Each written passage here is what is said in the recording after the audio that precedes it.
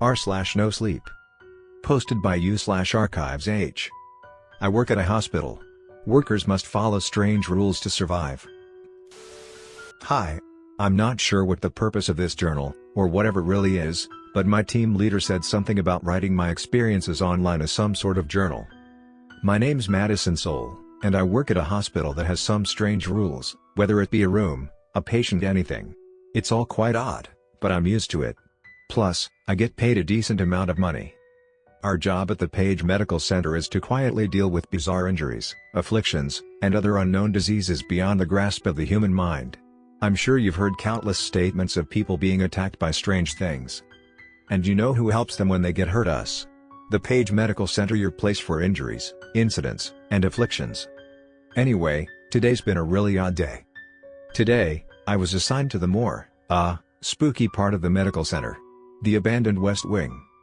According to rumors I've heard ever since joining the hospital, I've been told that the West Wing was technically the first part of the building to be built by the founders of the hospital.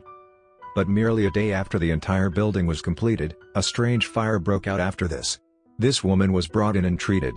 The legends claim she was found with every bone in her body broken, and that she was practically drowning when she got there. The next part makes even less sense. The doctors weren't able to help her at all, but out of nowhere, the surgical table caught fire and they saw the woman burn up and vanish. An hour later, a strange, seemingly unprompted fire broke out in the same area, and soon, the entire West Wing was reduced to nothing but ash and ruins. Ever since then, rumors of seeing a burned woman roam the halls at night have peppered the medical center. Most people I know have never seen the woman, but there are those who I've talked to who are able to describe the whole encounter in vivid detail. First, you'd be alone. Next, you'd smell something cooking in the distance, something fresh, something you'd smell at a barbecue. Then, you'd see the burned woman, just out of the corner of your eye, once, twice, and then you'd hear a scream right behind you. And you turn and see the charred, rotten woman behind you scream, and then simply burn up in a flash of fiery light. But that's enough of that story. Here's your instructions, my boss, Quint Magnus said, tiredly handing me a slip of paper. You need to track down some escaped patient we suspect is currently in the abandoned West Wing. Dr. Caleri and a soldier, Arthur Reed, with accompany you. Before I could ask any questions, Magnus left my station, wandering off to terrorize some other low-level employee. I met with Dr. Caleri, who was in charge of the patient, who was a man named Samuel Carter.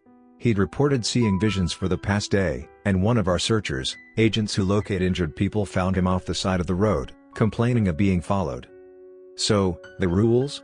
Our soldier, Arthur Reed, asked as he met us at the doorway separating the West Wing from the central junction. I produced the rules. Have a read. Rule 1, welcome to the abandoned West Wing of the Page Medical Center.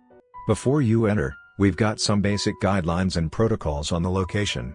Please follow them all to the letter, as failure to do so may endanger you, your partners, and anyone related to you at risk.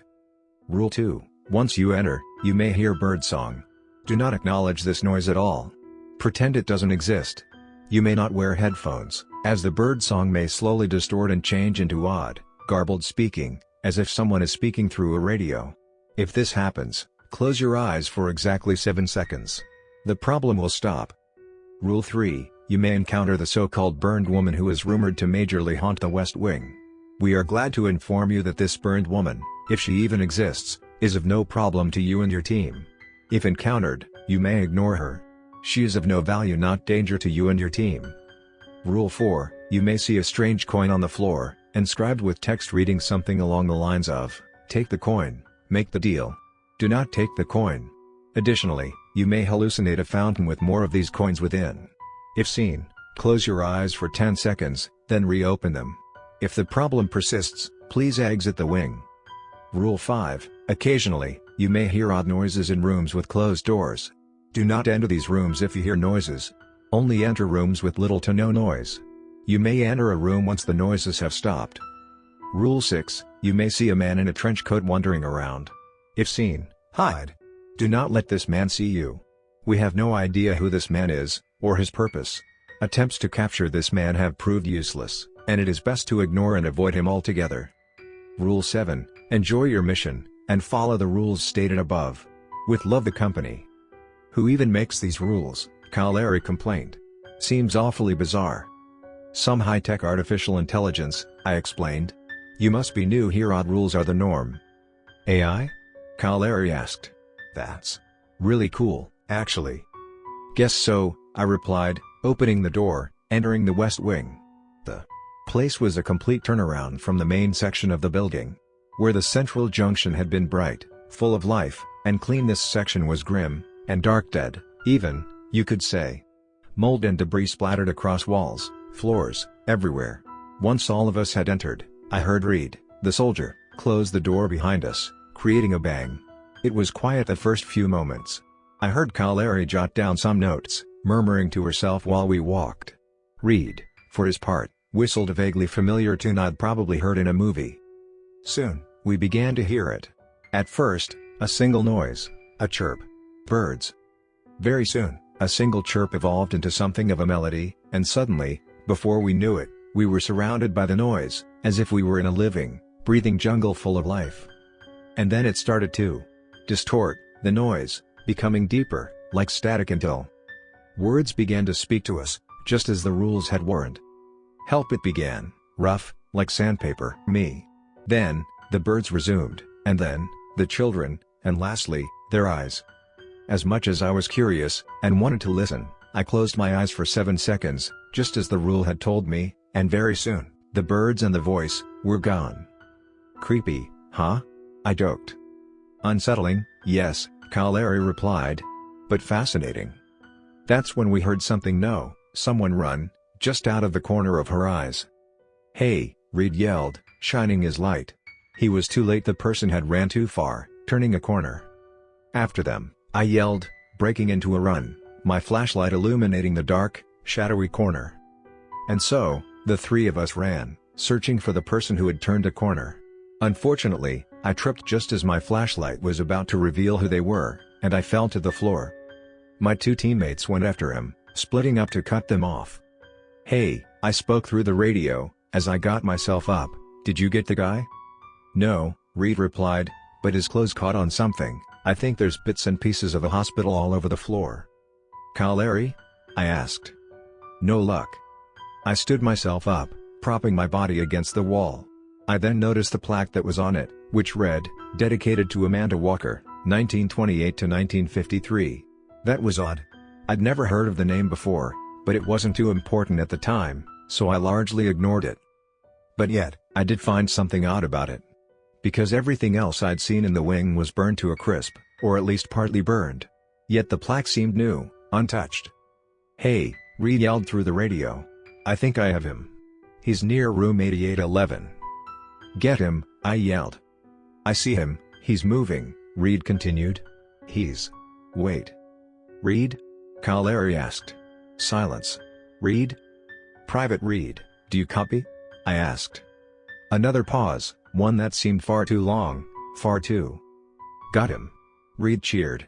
Distantly, I heard rustling, cloths, writhing against a hand. Wait, he continued, pausing, you're not. And then, a scream. And then, silence. Reed? I shouted. What happened? I'm at his location, Caleri informed. There's. What?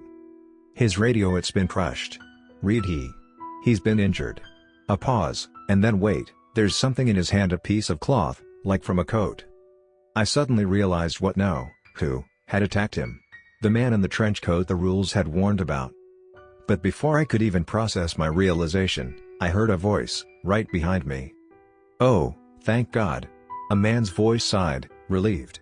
She's here, waiting for you. It was the man we were looking for, Samuel Carter.